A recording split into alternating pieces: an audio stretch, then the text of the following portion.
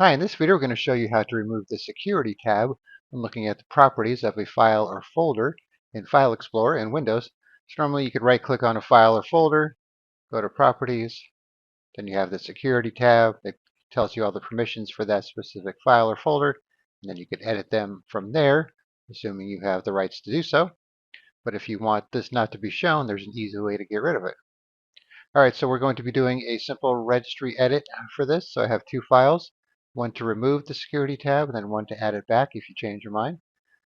So here's what the remove option does,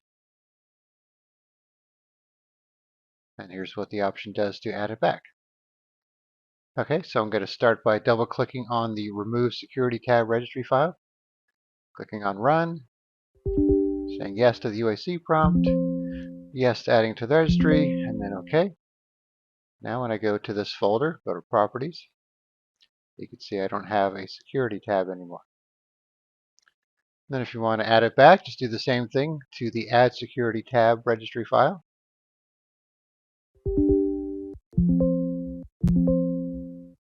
All right, now we go back to the folder here, go back to Properties. Now you can see we have our Security tab back. All right, so I'll put a link in the description where you can download these two registry files, and then you can try it out for yourself.